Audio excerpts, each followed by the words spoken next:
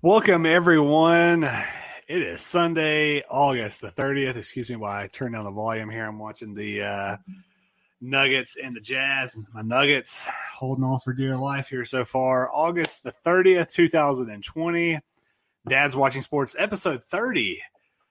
30. That's right, Kyle. Episode 30. Thank you so much for joining us, whether you're streaming us live on the Dad's Watching Sports Facebook page, the RTF Network Sports page, RTF Sports Network, something like that page, or if you're get it out, just whatever. There actually did some show prep this time, so hopefully we'll be a little bit better than last week. Or if you're just checking us out, downloading us anywhere you can, we appreciate that. As always, Michael Draper, Kyle Castles, Matt Kirk. This is Dad's Watching Sports. We talk about sports. We talk about our lives as dads and all the fun things in between. We got a great show for you tonight. We're going to be joined later on the program by Jay Cash. Jay owns an auctioneer company. I actually work with Jay kind of closely on some events and stuff. Really fun guy, cool guy. He's a dad as well, and he's big into horse racing. So, Kyle, we're going to talk a little Kentucky Derby. Are you ready to run for the roses? Man, I feel like I need one of those big hats that I'm wearing with the flower or something on it. Just get a little festive. Yeah, absolutely. Maybe next week we'll come in with our hats on from the running of the roses. What about some mint juleps for the drinks? Can we get a sponsor to get us some mint juleps? Matt, you are already off the handle without some alcohol. We need to just leave that alone. Well, since I'm actually drinking a mint julep in commemoration of the Run for the Roses, I think we could probably do that. But you guys are going to step up your game. Wait, are you seriously drinking a mint julep? I am in preparation, man. I'm rocking the blue because that's the Matt. I couldn't hear you there. What'd you say? Just happen to have all those ingredients at your house? Any good Kentucky fan or someone that affiliates with the great state and the Commonwealth of Kentucky has those readily available, Matt. So I was pretty sure any self-respecting man didn't drink a drink called a mint julep. When it's the week of the Derby, you throw everything out. It's all about the Derby. So you say so. Well, guys, both of you were MIA for the dad debate this past Wednesday, and I don't know if anybody happened to catch it, but Jamichael Tyler, who was our guest, had some technical issues, and he also had his children with him, so we just couldn't keep him on too long. But I went solo for a majority of the show, which if anybody happened to check it out, they probably were hoping they forgot it. Kyle, solo effort, man, for 30 straight minutes. I'll be honest with you, it was a little bit out of my comfort zone, but we pulled through. Hey, I mean, you're a trooper. You do what you got to do. It probably sucked, but I'm not going to go back and listen because I don't want to hear it. I appreciate the confidence that you have in your fellow co-host here, Kyle. That's what are you talking about? You are a boss, man. You run this thing. I'm the talent. So, yeah, of course, something like that. So guys, I'm not going to go into a full update on our lottery picks. We already know Matt's recording a commercial. It looks like, Kyle, your Avs are going down and my Lightning are moving on to the semifinals or the Eastern Conference Finals. Yeah. So Matt, I hope you're typing up some of the best comments that you can make about me. I'm going to talk about how lucky you are and that you know that you must be this shows a true testament to how big of a man of God you are, that he blessed you with that team. That's right. There's no doubt about that. I see, guys, TJ Burns agrees with me. Exceptions can be made during the Derby. TJ, I appreciate that, man, having my back. Absolutely, without a doubt. I disagree with you, TJ. I apologize, man. No, TJ's right, man. It's kind of like if you ever listen to, we had Ryan Lemon on from Kentucky Sports Radio, and they have an advertisement on that show called TJ will make him pay. And Matt, you better watch out, or TJ's going to make you pay. See, here's the thing: there's a problem here because you're the one running this thing. So what you're not showing is everybody else is coming on and agreeing with Matt and myself. What? No, TJ just had a comment saying he did not agree. You got one. You're not talking about the thousands of people that are agreeing with me. Just because I can control what comments are coming up and which ones aren't, don't worry about that, Kyle.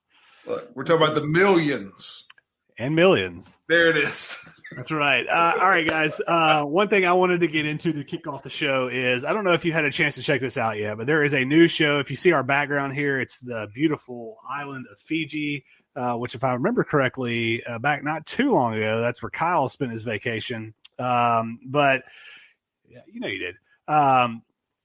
There's a new show on Amazon Prime. It's hosted by the man, Bear Grylls, and it's called The World's Toughest Race. I happened to check out the first episode last night. Guys, listen to this. 66 teams traveling over 600 kilometers. Don't even ask me to convert that into miles because I don't know because I'm an American. 11 days. And essentially what they do is they started off in like a paddle boat going up this river. They go out into the ocean. They've got to go over, through the ocean, through jungle, through all these different things, down mountains and stuff. And they have 11 days to get from checkpoint to checkpoint to checkpoint.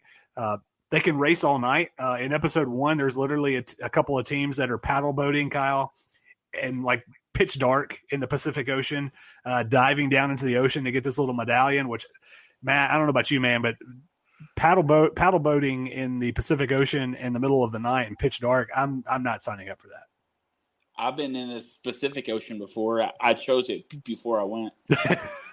I'm sure you did. Okay, so the world's toughest race. I was watching this and I was like, okay, I kind of see myself as a little bit of a race person. I like to do some endurance racing. So if I were to do this, who would I choose to be my 3 teammates? Because it's teams of 4. You get to choose your teammates. It's a race, so you're trying to win. You got to have kind of really specific people that you think you might want to team up with. So that way, you got strengths that can kind of balance you out here or there.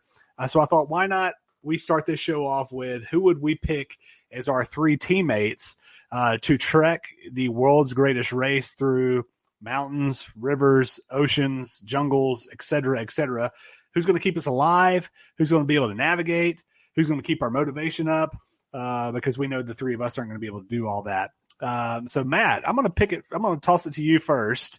Who are the 3 people you would choose to be your teammates? It can be anyone in the history of the world. Who you got? Well, Matt, you first might want to choose the unmute button. Yep, there it is. So Matt's going to choose unmute button as his first choice for his, Okay, so I know that this is really, not good for the person that I'm wanting to select here, and he may not want to select me or he may not want to be on my team anymore if he's still alive. But have you seen the movie? It's called, or I can't remember what it's called, but the guy is the conscientious objector in the military, and he goes back and he saves all those people. I have no idea what you're talking about. Kyle, hold on. Kyle, I can't remember the guy's name, man. I couldn't find it online. All right. Well, I'll tell you what. We'll give you a few minutes to do your homework and to figure out who you're going to have. We'll go to Kyle. Wait. I have it. I have it. You don't have to cut me off, Michael. That's not nice. You're cutting yourself off. Okay. His name is Desmond Doss. Desmond Doss. Okay. Yeah, and he plays. The movie is called Hacksaw Ridge. Hacksaw Jim Duggan? No, Hacksaw Ridge. Oh, okay. Oh. That's the name of the movie. But anyway. Okay. Yep. So there's this other guy that is really famous for these kind of races, and his name is Mr. Ernest Shackleton. Ernest Shackleton, okay, nice. And then I'm going to need a guy on my team that is really, has some experience in the military, a guy that knows how to trek places. And what better than a governor and a Navy SEAL by the name of Jesse the Body Ventura? Nice. Jesse the Body Ventura. I like it. And then I'm also going to need a guy to really get me motivated because, Michael, let's be real here. When I am working out, it takes a lot to get me going, and I just want to quit halfway through. So I'm going with The Rock. Okay. So if I remember correctly, I think you've named 4 people. They're teams of 4, so you got to include yourself. Oh, shoot. Okay. So, well then, I'll tell you what. Go ahead and take Mr. Shackleton off. Okay. I'm taking Desmond Doss and myself and Jesse Ventura and The Rock. All right. There you go. Kyle, who's your team of 4 that you're choosing for your world's toughest race expedition? So I need people that basically can take care of everything so I don't have to, right? Okay, fair. And you said, and I actually changed my answer because you said people, from history or whatever. Yeah. So there is one American Native American. Oh, I was going to say Hacksaw Jim Duggan. No. One Native American who guided Lewis and Clark on their expedition and will guide my expedition, and that is Sacagawea. Okay, very nice. I like it. Yeah. So she will be our guide. And then I need somebody that is just an outdoorsman that can connect with the nature and the animals and hunt and all that. And so I need Davy Crockett. Okay, Davy, nice. I got a picture with him. And then lastly, I need someone that's tough and can be a true leader. And so I'm going with Chris Kyle, the Navy SEAL. Chris Kyle. Okay, that's a very good team there, Kyle. I think you're set up pretty well. So when I was thinking about my team, and I actually thought about this a little bit last night, I think the number one thing for me is we got to have somebody that keeps us motivated, and it's got to be positive motivation, because you can't get yourself down because you're going to get in your head. But it also has to be somebody that's gifted athletically.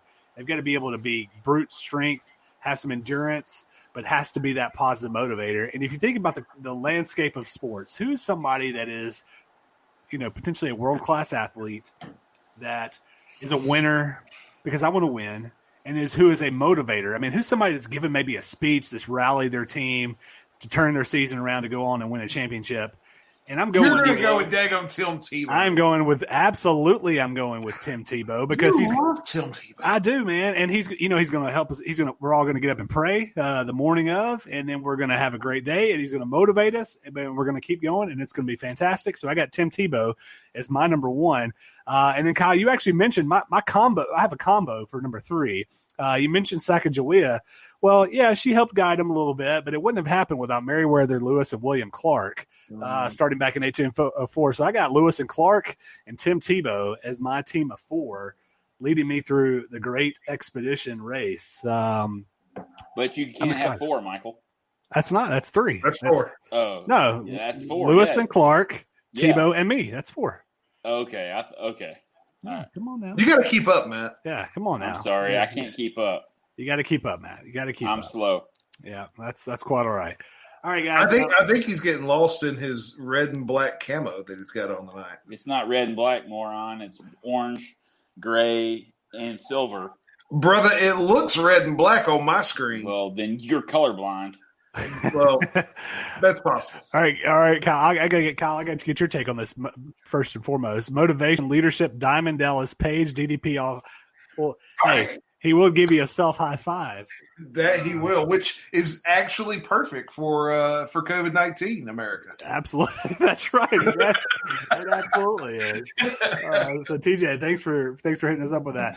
All right, guys, we just got a little bit over a minute left. I know we wanted to get in some college football talk, and we may have to punt that, no pun intended, to next week, as we've got Jay Cash coming on after the break. But AP Top 25 came out really quickly. Kyle, who's too high? Who got snubbed? And who's just right? In your top 25, we literally have about a minute. All right, too high. All the teams that aren't playing should be off the top 25. Okay. So take them off. Everyone that got snubbed, the teams that are playing that aren't ranked, that should be ranked. When you take the 25, that those off that should. Just right. Clemson at number 1. Trevor Lawrence, that team's loaded. Clemson number 1's right where they should be. Can I go team 9 in the top 15? Very quickly. North Carolina. Okay. They beat Clemson there in the ACC they're in. Matt, we got 30 seconds really quickly. Who you got? Who's too high? Who got snubbed? Who's just right? Who's your top 15 team that could win it? Too high for me is going to be the Florida Gators. I don't think they have enough firepower. And then what's the next one? The one that's too low? Too low. Yeah. Too 10 low. seconds. Give me Auburn. I think Auburn's going to be really good this year.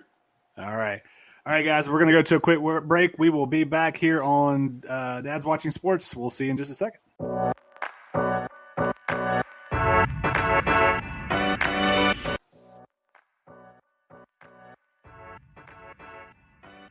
The Dads of Dads Watching Sports are coming to you with a new weekly show on Wednesday nights. That's right. Check out our new half-hour show, The Dad Debate, on Wednesdays at 9:30 p.m. Eastern, 8:30 p.m. Central on the RTF Sports Network Facebook page. And it'll be available immediately for download following our show on the Dads Watching Sports podcast feed. 3 debate topics, 2 dads, 1 winner. It's going to be you. Welcome back to Dad's Watching Sports. Michael Draper, Kyle Castles, Matt Kirk. We were just talking some college football. I'm going to give you guys my picks really quickly, and then we're going to bring on Jay. So who's too high? I've got LSU. I think they lost way too much. They also actually, as of today, Jamar Chase says I'm opting out. So I think LSU's too high. Who got snubbed? Of course, Big Blue, baby. Watch out. The Cats are coming for the top 25. Who's just right? I think the entire top 5 is just right. And then a team not in the top 15 who can compete for a championship. Keep an eye on the Utah Utes if the Pac-12 ever plays. You guys may remember Jake Bentley from South Carolina transferred over there to Utah. He's going to be their starting quarterback. TJ throwing in a Texas is too high. Texas is always too high. I feel like for the past 10 years, people have been saying Texas is back. TJ might be a little bit biased because I see that A&M logo in his picture. Well, let's be real here. I agree with him. Horns down. I think Texas is terrible. I don't think they're ever going to be good again. There you go. All right, guys. Well, we're going to bring on our guest here. We've got Jay Cash from Jay Cash Auctions. Jay, how are you? Hey, I'm glad to be here. How's things sounding on my end here? Feel we competent? Sound good? Yeah. Oh, yeah. No, you're that's golden. Great. You're well, golden. I'm thrilled to be on here. You know, I've known you, Michael, I think for over a year or two. We got to work together on in your day job.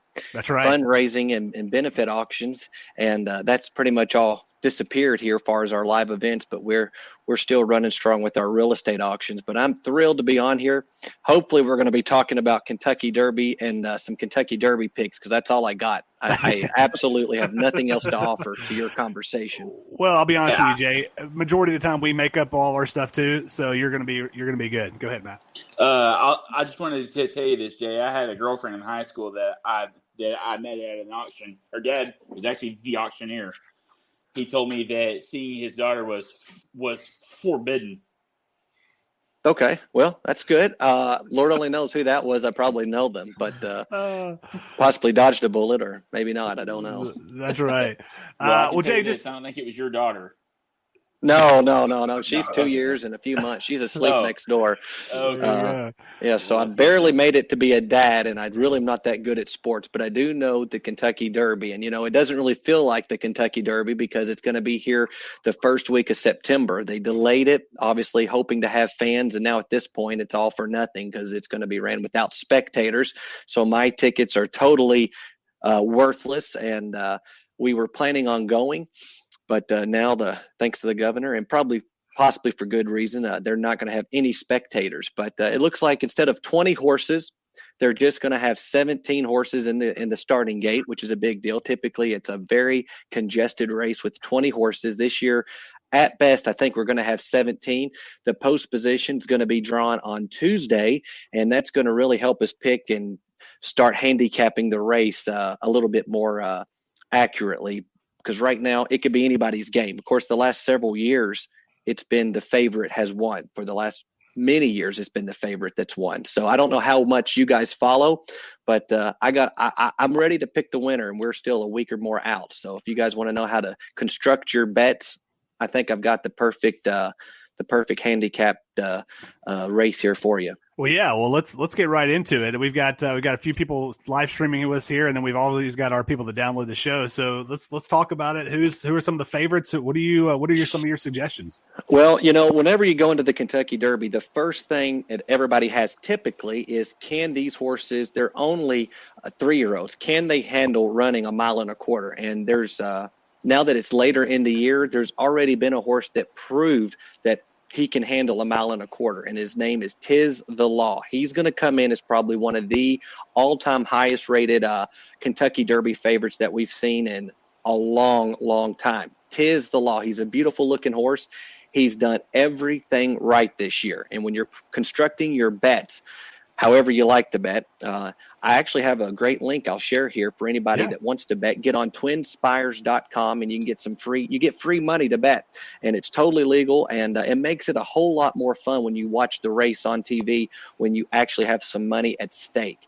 But I'll post that here in just a minute. But Tiz the Law. That's the horse you need to know about. He's already proved that he can run a mile and a quarter, and that is usually something that everyone's worried about. Can these horses run that far? It's a huge distance for this age horse, but it's amazing how much a horse can mature from May till September. So pretty much looking at historical data to construct this race we might as well throw it all out the window because it's going to be totally different here. But that's definitely a horse that's proved it. He already has won the Belmont, and they ran that back in June. That's the third leg of the Triple Crown typically. This year, it ran first. The second leg is going to be the Kentucky Derby, and the third leg will be the Preakness, which is being held in Baltimore. But 'Tis the Law, just remember that name. Art Collector. Art Collector is another horse that's just fantastic, and another, probably one of the favorites going into it will be Honor AP, and those are probably your top three choices. And there's a lot of ways you can play the race if you like to bet. I don't know if you guys bet the horses very often, but there's so many fun angles you can look at, and I just think that there's no way you want to construct your trifecta, your superfecta betting, exacta betting, however you like to bet. If you just like to pick a color and a name, that's great. But you want to have 'Tis the Law in any of your exotic bets because he's going to be a horse worth watching. Yeah, absolutely. He's Jay Cash. We are Dad's Watching Sports, talking a little Kentucky Derby. If you're streaming the show, and we see that several of you are, shoot us your comments or questions for Jay because we're going to be talking about this for the next few minutes. Matt, I know you got a question. So 'Tis the Law. 'Tis the Law. So he shouldn't be getting in any trouble then if he's... No, not at all. You want to respect law and order, I think there. Other things that you want to look forward to, and this is all historical. It's fun to watch. Now, if you really follow horse racing, you can have a lot of fun at this. Now, we've really been into it for about 5-6 years, me and my wife. Our first Kentucky Derby we went to, we saw American Pharoah run and win. He was the favorite, and what a race to go to. We then went to the Breeders' Cup. We watched him win. We watched him become the first Grand Slam champion, and that was exciting to see that. So we've been hooked ever since, thanks to American Pharoah, and other things you want to look forward to. I made a few notes here. So like when you're looking at past performances, you get this, it's really difficult to read this if you don't know what you're looking at, but there's always a few things you can look at when you look at a past performance. One is I like to look at who their sires are, and that's a fun thing that you can look at. If you follow racing for a few years, you saw some of these horses race years ago, and you can pick your favorite sire. So looking at it quickly, you've got a horse in here that has the same sire. That's the dad, the same dad as American Pharoah. That's Pioneer of the Nile, and that is a horse called 1,000 Words. So that's a fun angle if you just playing it that way. So American Pharoah, his dad passed away a few years ago, so there's no more Pioneer of the Nile, sons of Pioneer of the Nile.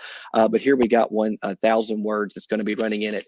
But that's fun to look at. Other angles you consider for the Derby, you want to avoid runners who didn't hit the board in their final prep race. Okay, so that means the race right before the Kentucky Derby. If you look at this, it tells you all of this on there. But if you see a horse that did not hit the board, that means they didn't finish first, second, third, or fourth. Typically, you want to shy away from them. Since 57, that was the most recent Derby winner that won the Derby that didn't finish on the board in his previous race. So if you're going to pick a winner, you want to look at somebody that has at least come in first, second, third, or fourth in their previous race. And that seems to be true. Now this year, like I said, you may throw all of that out the window. Another great angle to consider when you're just trying to pick a horse off here, any of these stallions that won a grade 1 race at a mile or longer. That's called a route race. But if they have a dad, let's be basic here, a dad that won a grade 1 race, that's the highest level race in North America that you can win. That's something you want to look at. 9 of the last Derby winners have had fathers that have won, that were able to win at a grade 1, a mile or longer. That's kind of nitpicky to look at that. Yeah, man, but that's interesting. I would have never in a million years thought to look at lineage of, what horses' fathers have done in the past to see. I mean, that's a great bit of info for sure. When we started watching everybody watches the Kentucky Derby. NBC does a great job making you fall in love with the horses. I'm kind of excited to stay home and watch it. I'm really sad we're not going to be there, but back years ago, I don't remember the year, but you may remember the horse called Mind That Bird. Mm-hmm. He came off at, I believe, 50-1 long shot. He didn't have a chance on earth winning this race.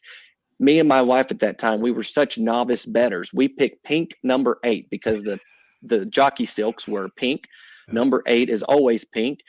She loves pink. We picked 8. We put $10 down, and lo and behold, we picked the Derby winner at 50-1, and that $10 bet, of course, paid rather well. So that just shows you we've evolved, and it gets to be a lot of fun if you just take the time to learn it. If sometimes, if you go to Vegas and play craps or something, you have no idea how to play craps, but once you kind of grasp a little bit of it, you can read this and really have a lot of fun. We definitely lose far more than we win.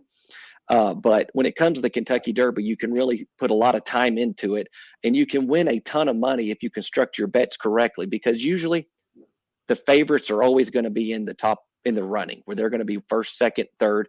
And when you're constructing your superfecta, that's the top 4. You can box those. You can bet them straight, which means you have to pick the first 4 in the correct order. If you box them, that means they come in any order in that box. It's kind of easy to win money. You can win a lot of money if you throw in a long shot, and that's one of the horses that's not expected to win. That's at higher odds. But for the last several years, looking at odds, these are some of the notes that I made for us tonight, so I want to get to them. But you can always look at the California horses. Those horses seem to do really, really well. I don't know why. You have different areas, kind of like in college basketball. You have different conferences and things. You've got California horses. You've got New York horses that race in New York. You've got Florida-bred horses that race down in Florida. And then you've got horses that are kind of stationed in Kentucky. But for some reason, the shippers from California do really, really well. The ones that have done their training at Santa Anita, they seem to do really, really well. And there's some exceptions to that. But the Derby, it's put together with points. So for people that do not really pay much attention, you can listen to this. I'm going to tell you just enough to sound like an expert at your Derby party, and then you're done. But it's basically a point system to get into the Kentucky Derby. You have to win certain races. If you win those races, you get sometimes 10, 50, sometimes you get 100 points. The more difficult the race, the more points you get. And the Florida Derby is one of those races that pays 100 points. So you win the Florida Derby, you've got a great chance of getting into you're going to get in the Kentucky Derby, no questions. But a lot of times the winner of the Florida Derby has done really, really well in the past few years. Nice. Don't ask me who won the Florida Derby this year, because I don't know. I didn't go that deep. There you go. No, not at all. Man, that's some really great info. We've got about 2 minutes before we got to get to a quick break, but really quickly, any other pointers that you've got for any of our listeners? I did want to throw one comment that we had from somebody watching the stream. TJ says, "Tis the Law is my favorite for the race, but keep an eye out for Honor AP. Really like that horse." Any other comments that you've got, Jay, for the Derby? I definitely think those are both great. It's kind of not fun because you want to pick that long shot. Right. And any horse can win. This is going to be the first time in some years where you haven't had 20 horses enter the field. And the most important thing is just have fun. If you haven't ever bet on the rate horses, it makes it even more fun when you got a little money staked. You can bet $2 and the dynamics of horse racing change. Definitely, we love the horses first. And a lot of people may argue, is this even a good sport to be following? But it's absolutely amazing when you really enjoy it. And these are some of the best thoroughbreds in the world. There's so many different angles, but really get on twinspires.com. You can create an account. You can bet. I've got a link here that you can post if you guys want to, where you get $10 free on your first bet. There's a lot of fun things. Twin Spires has a great gimmick, or, I call it a gimmick, but basically you get, if you pick a winner, they'll give you your money back if you don't win. $50. Now he has to finish second or third. I think that's the only caveat there, but they've got tons of great little angles that you can play, and it makes the Kentucky Derby parties a whole lot more fun when you bet on the races. But yeah, certainly Honor AP is one that I would have in my supers and exactas. I tell you what, I wish I could pick outside the box and go with the long shot, but I'm going all in on Tis the Law, and we'll see what happens on Saturday. There we go. He's Jay Cash talking some Kentucky Derby. We've got to go to a quick break here. You see the link on the screen. We'll get that out across the podcast feed as well, what he was talking about on Twin Spires. But we'll go to a quick break and we'll stay tuned. Are you a dad? Good. Do you like to watch sports? Even better. Sounds like you need to check out our podcast, Dads Watching Sports. Each week we talk about national sports topics. Yay, sports are back. And our lives as dads of kids 5 years and under, and the highs and lows that come with fatherhood. You can check us out on the RTF Sports Network on Tuesdays and Thursdays at 11 a.m. Eastern, 10 a.m. Central. And, of course, you can download the show wherever you listen to podcasts. Just search Dad's Watching Sports. And while you're there, share with a bro dad. That's Dad's Watching Sports. We're back here on Dad's Watching Sports. Michael Draper, Kyle Castles, Jay Cash, and Matt Kirk. Thank you so much for joining us, whether you're streaming the show live on our Facebook page or the RTS Sports Network Facebook page, or if you're just checking us out, if you've downloaded the show or wherever you listen to the podcast, we appreciate you doing that. And while you're downloading, give us a rate and review in Apple Podcasts. We would love for you to do that as well. So Jay, we'll get your take here in just a second, because I'm sure you've got a lot of memories to choose from. But Kyle and Matt, I want you guys have been around. You've seen some Kentucky Derbies over the years. Kyle, any particular memory or moment from the Kentucky Derby that stands out to you? So not a memory. I guess not a memory. Like, I've seen it, but I wasn't alive for this. But just, probably the best moment at the Kentucky Derby in history, because it's the best horse to ever run, was the 73 Derby, where Secretariat, comes out of the gates and is dead last and passes every horse on his way to winning by 2.5 lengths. Yeah. And that kind of kicks off Secretariat just dominating for his Triple Crown. So Secretariat.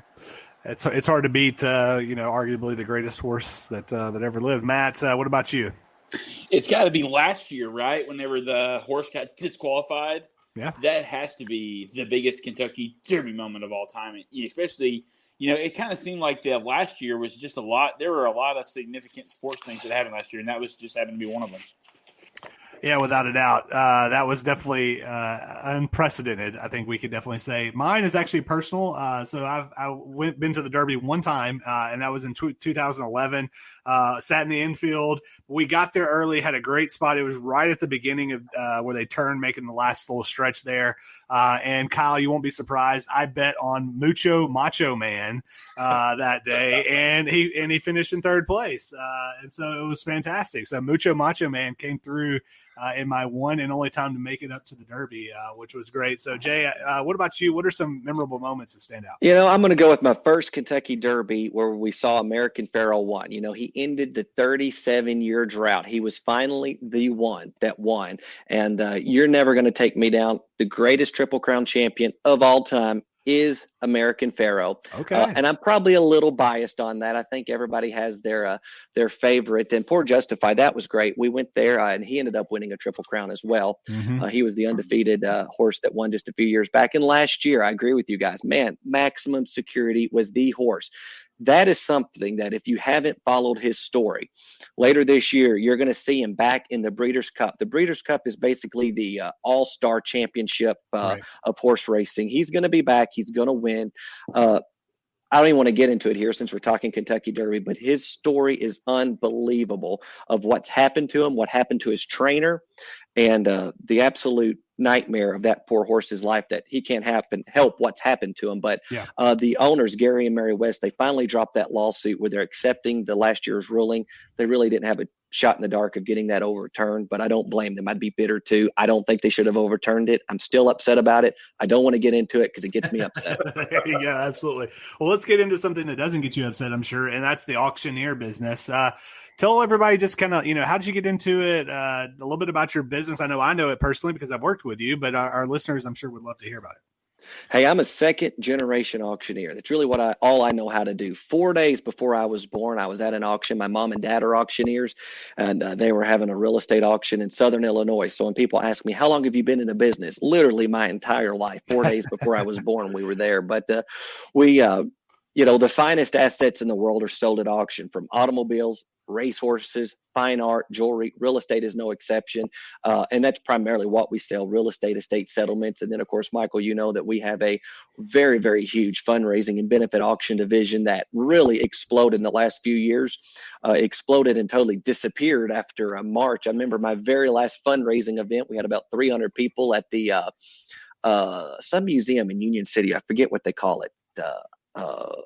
I forget what the name of the museum is, but man, it just seems crazy that we had a room full of 300 people. Of course, your event, my gosh, we packed 600 people in the Omni Hotel. And I know my partner Shane did your event, but man, what a first-class fundraising event. And that's really what we do. I sell assets at auction. The fundraising and benefit auction division is a little bit of a niche of what we do, but primarily we do sell estate and auctions of any kind. You name it, we sell it, but primarily real estate settlements. Coming up, we've got a business fleet liquidation. We're selling an entire it's about 25 pontoons, tritoons, boats out of Cadiz, Kentucky, Prizer Point Marina. They're reducing they're turning over their fleet. They're getting all new pontoons. They do a big rental program. So we're selling that, wakeboards. I mean, you name it. If it's at a marina, they're selling all their inventory. So sometimes we sell unique assets. We've sold golf courses, gas stations, you name it. But that's what we do. We're auctioneers, we're real estate brokers. We're licensed in 14 states. And it's the only thing I know how to do. There you go. Well, this is some divine intervention, Jay, because my family and I just bought a lake house in Cadiz, Kentucky, and we were looking for a boat. So I'm going to reach out to you about you better be there. That auction. Absolutely. Because we literally bought a house up there last week. So, well, what's maybe one of the coolest or just most unique things that you've had an opportunity to sell or auction off? You know, I wish I had something really cool, but truly the fact when people allow us to sell their most valuable asset, usually that's a piece of real estate, whether they inherited it, their grandmother's house or not, you know, each and every auction we have, we try to, that really is, I don't take anything for granted. It's an honor and a privilege to work for people. And, you know, we believe people deserve to have absolute certainty when it comes time to selling their most valuable assets, which is usually their real estate. I always say owning real estate's the American dream. Selling it shouldn't be a nightmare. I really try to make the selling process simple when it comes to having an auction. We try to guarantee you when it's properly advertised and conducted that you're going to get the most money for your property at an auction. Just today, we had a sale here in Murfreesboro, and it by and far exceeded sellers' expectations. And that's pretty indicative of everything in Middle Tennessee right now. It's just a very strong market as far as your real estate goes anywhere. Well, that's absolutely the truth. I know a lot of us have been in that market, and some more recent than others, and it's without a doubt the truth. And I, again, as somebody who's worked with you guys, y'all first class in every sense of the word. And I know just what I can speak for my organization, we went from, you know, making a very little amount in an auction to blowing it out of the water, what is now 2 years in a row, thanks to you and Shane. So thanks y'all. And I would definitely highly recommend your services because y'all are. And I absolutely love the fundraising and benefit auction, being able to make an impact and help people. It's an honor to invite people to our organization, to any of the groups that we work for, and to allow them to donate at any level that's meaningful to them. I absolutely love it. It's just a shame that it's absolutely disappeared. A lot of it's kind of gone virtual, which we had a great virtual event. It's kind of how this was born a little bit, this podcast, you know, you guys did that, starting it out, but no, absolutely. And it's been a treat to work with you. Yeah, absolutely. All right. We're going to shift gears here. And one thing, you know, I was talking about this, I believe, with my wife the other day, and it was, I'd seen a video of like a parent dropping off their kid at school, at college. And, you know, we're all dads here. We've all are going to have these monumental moments in our life that are going to be heartbreaking for one way or the other. And so it led me to think of a good topic we could talk about here on the show of what is kind of the day or the event that we're looking forward to the least. And I came up with a list. And if you have something else that you want to throw in, please feel free to do so, guys. But I thought of, okay, first day of kindergarten or elementary school, because that's such a big deal. And nowadays you don't even get to walk your child to the classroom with COVID. The introduction to the first boyfriend or girlfriend could be a huge one. The first breakup with that boyfriend or girlfriend could be a tough one. A senior trip for obvious reasons. If a senior in high school is taking a trip out to God knows where, that could, for obvious reasons, be a day you're not looking forward to. Dropping off at college or the wedding day. So, Matt, I'm going to toss it to you first, man. Of all those lists, you think of your little girl there, Campbell. What's one of those that you are just not looking forward to in the least? Well, so I came up with some of my own here. I'm saying the first time that she drives, that's pretty scary. And the day that she comes home and says she's got a bun in the oven, and I'm gonna say there ain't nothing in our stove. Or the night she decides to stay at a friend's house. That's going to be kind of nerve-wracking for me, just because, you know, with this time of day, you just don't know what that's going to be like. And yeah. Jay, what about yourself? Any of those days that you're just not looking forward to at all? Yeah, we haven't considered any of that. None of that has been a consideration of mine. You know, I will be so sad when some boy breaks up with her. That'll be a sad, sad day. But we're going to have her prepared to know that boys really do suck. They're just the worst. But, it's all right.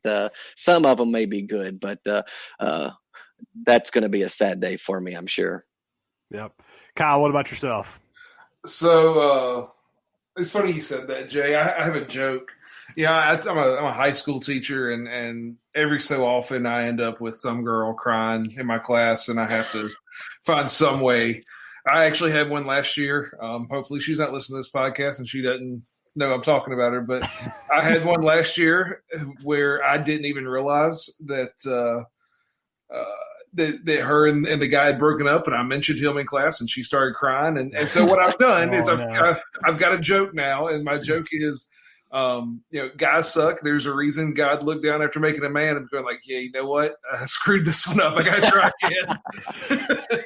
But so I've already done the first day of kindergarten, and that was tough. I actually called my mom and got a little choked up when I left because my wife was at work. So that I've done that. But for me, the day I'm not looking forward to is that first breakup. I have my two boys. I mean, they're boys. They'll figure it out. But my youngest kid, my youngest kid is a girl, and it's going to be a bad day for some boy when my baby girl gets her heart broke for the first time. Yep, I think we can all put ourselves on that list without a doubt. Our buddy TJ, who's checking us out in live stream, says seeing one of my kids driving off in their car by themselves for the first time. Yeah. I can only imagine what that's going to look like. And for me, I think it's kind of a combination of a lot of this. I think, we do our best as dads and as parents and to try to instill, really anything and everything in our kids, decision-making, manners, whatever. But it's when we send them off to be with other individuals that we may know, but do we really know? And we don't, you just don't have the same influence on those individuals. And so I think of going to college or even having a boyfriend or whatever have you, if it's our daughters or what, but anytime you're releasing your child to go and congregate with other people that you just don't know. I think that's the toughest one for me. And that will continue to be one of the tough ones out there. All right, guys, we're going to shift it to some of our quick hitters that we like to finish the show with. We still got quite a bit of time here, so we can spend some good amount of time in these topics. One thing I thought we had to definitely talk about this week was what we've seen across the landscape of really not only professional sports, but amateur sports as well, with a lot of the different teams and leagues protesting by either sitting out practices, boycotting games, whatever have you, that is really going on this week. It was part of our dad debate topics this past week on the Wednesday show that Jamichael and I discussed. And for me, one of the biggest moments of the week, we don't use this platform to really get political, and we're not going to do that here. But one of the biggest moments for me this week was, if you happen to check out the comments that Doc Rivers made, really kind of following the game that the Clippers had, where he basically just said, hey, look, my dad is a cop and I am in a biracial relationship. And he just kind of poured it all out there and said, it's been really tough to have situations where I feel like I've got a country that I love, but it doesn't love me back. And you could just kind of see Doc just being raw, and he was emotional. And whether you agree or don't agree, I think you have to respect the fact that he stood up for kind of what he believed in. And he said, you know what, the heck with if I'm going to get fined for this or whatever have you. And so that was a huge moment for me. Matt, what about yourself? What have been some moments or a moment that maybe you've kind of hit on this past week? It's not, well, I guess for me in the past week, it's just like, these players, they're just, they want to make a change, and they're willing to, put themselves out there and to protest, which is huge deal. And it's never really been done before, at least that I've been aware of, that I've really paid attention to. And it's just that how, to me, it's how broken that they feel. And I hate that, that America is just so judgmental, and that people are losing their lives, because of all this, and people are treated unfairly. And you can just really see how hurt that is. And I'm not an African American male, and I won't ever be. So I don't know how that feels. But I couldn't imagine, man. And I think hearing everybody talk and hearing all the different things that people have said and how it makes them truly feel inside is really eye-opening. And I just hate that they have to feel that way. I wish I could just take it all away for them. Sure, absolutely. Jay, any thoughts about this past week? Hey, I thought it was pretty shocking when they said the NBA, that only about 20% of the players are even registered to vote, and they want to complain and make their opinion so well known. I feel like, they need to get that up to about 80-85% before they express their opinion so much. Because if you're not even registered to vote, I don't know what we're all, you can make a change if you get out and vote rather than telling everyone to vote. They got a lot of influence on people. But, man, if that number's true, I don't know how they came up with it, but it's everywhere. It's on SI.com, everywhere, reporting that. Yeah, absolutely. It's kind of a, walk the walk and talk the talk and walk the walk kind of thing. So, Kyle, what about yourself?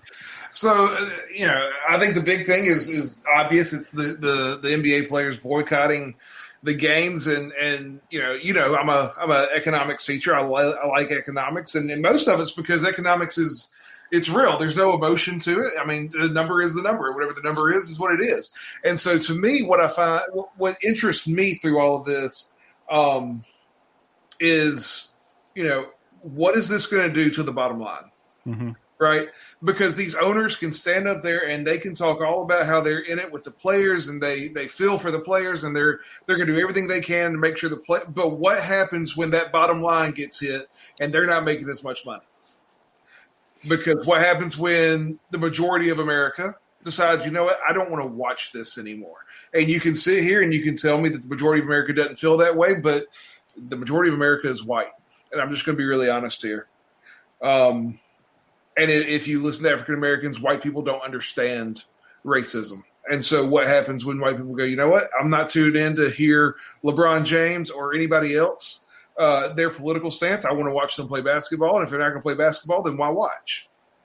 So what happens when and if, and I'm not saying it's going to happen, but if it happens, what happens when that bottom line gets hurt? Do the owners start to say, hey, look, you can boycott all you want, but that means you're not playing for me? And does that shut them up? I think that's a possibility.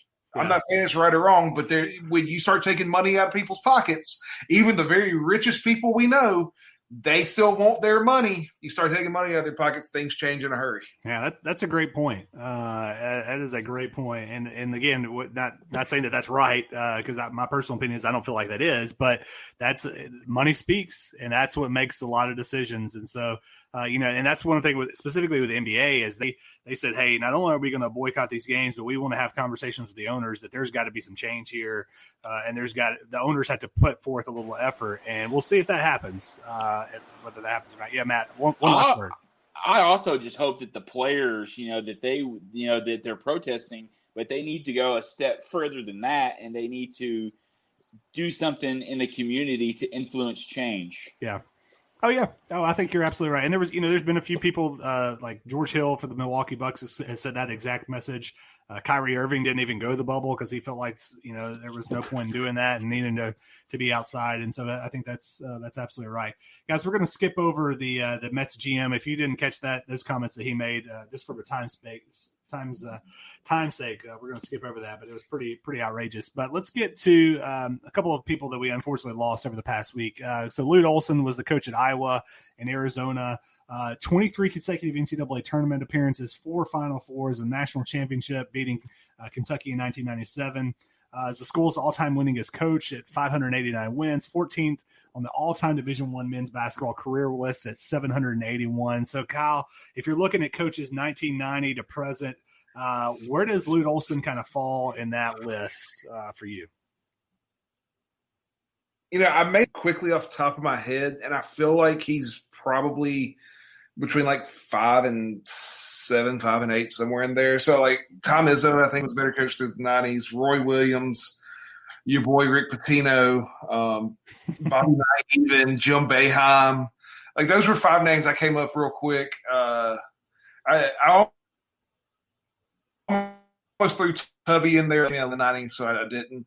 But you're talking about, so Lute's probably there at 5, 6, 7, somewhere in there, depending on, if you agree with my 5 that I threw out.